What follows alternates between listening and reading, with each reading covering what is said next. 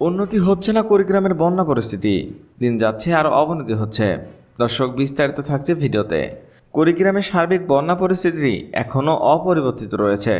কয়েকটি নদ নদীর পানির সামান্য কমলেও এখনও ধরলা ও দুধকুমারের পানি বইছে বিপদসীমার উপর দিয়ে। তিস্তা ব্রহ্মপুত্রের পানিও বিপদসীমার কাছাকাছি অবস্থান করছে। জেলা 6টি উপজেলায় 1.5 শতাধিক চরগ্রামের প্রায় 30,000 মানুষ পানিবন্দী হয়ে পড়েছে। গত 3-4 দিন ধরে বন্যায় প্লাবিতরা মানবেতর জীবনযাপন করছে।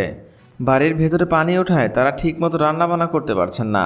স্যানিটেশন ও বিশুদ্ধ পানি সংকটে ভুগছে বন্যাকবলিত এসব পরিবার। দেখা দিয়েছে গবাদি পশুর খাদ্য সংকট। ঘরবাড়িতে পানি ওঠায় অনেকেই গবাদি পশু নিয়ে রাস্তা ও বাঁধের ওপর আশ্রয় নিয়েছে।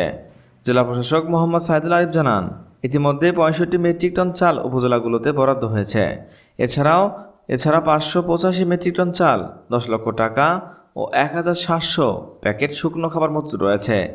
জেলা প্রশাসন সূত্র থেকে জানা গেছে, বন্যার্তদের তালিকা করা হচ্ছে। এছাড়া শুক্রবার বন্যা কবলিত 8 শতাধিক পরিবারে খাদ্য সহায়তা প্রদান করা হয়েছে।